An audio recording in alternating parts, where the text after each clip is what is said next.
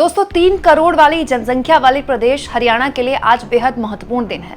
90 विधानसभा सीटों के लिए आज सुबह 7 बजे से वोटिंग की प्रक्रिया शुरू हो चुकी है।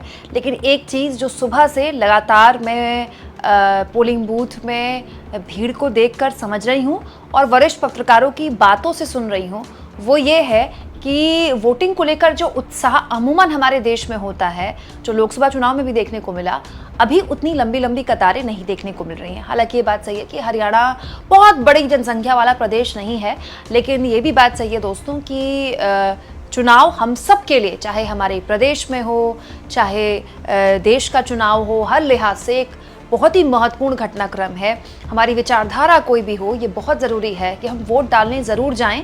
दोस्तों ये हम सभी नागरिकों की एक बेहद ज़रूरी जिम्मेदारी है जो हमें लोकतंत्र को मजबूत बनाए रखने के लिए निभानी है। और इसी बीच ध्रुव राठी सीन में आ गए। दोस्तों ध्रुव राठी खुद हरियाणा से ही हैं, हरियाणा में ही पैदा हुए पले बड़े और जाट परिवार से हैं। और ध्रुव राठी ने हरियाणा में वोटिंग से पहले एक बेहद ही महत्वपूर्ण अपील की अपने सोशल मीडिया में, इंस्टाग्राम में और सोशल मीडिया एक्स पर, ये कहते हुए कि ये मत सोचिएगा कि ये पार्टी तो जीत ही रही है, आप वो पार्टी तो जीत ही रही है, तो हमारे वोट देने से क्या हो जाएगा, वैसे भी ये पार्टी तो सत्ता में आ ही रही है। एक एक वोट महत्वपूर्ण है और जाहिर सी बात है आज छुट्टी का दिन है, सैटरडे है आज, और बहुत से लोग दोस्तों सैटरडे संडे वीकेंड की वजह से घूमने चले जाते हैं। और हरियाणा के आसपास तो वैसे भी बहुत खूबसूरत जगह है घूमने वाली। लेकिन ध्रुव राठी का यही कहना था कि छुट्टी का दिन है, छुट्टी मनाइएगा, थोड़ा वक्त लगेगा, लेकिन वोट डालने जरूर जाइएगा। कल 5 अक्टूबर है, हरियाणा में इलेक्शंस हैं, वोट डालने जरूर जाना।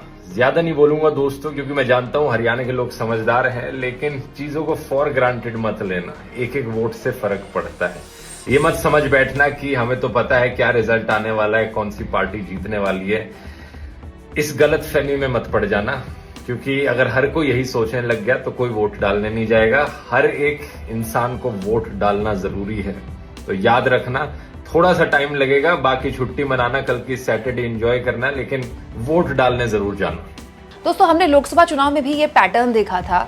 जब मुंबई में वोट हुआ था तो उस दिन वीकेंड पड़ा था, उस दिन भी, और बड़े स्तर पर जो मुंबईकर थे वो वीकेंड में लोनावला या खंडाला घूमने चले गए।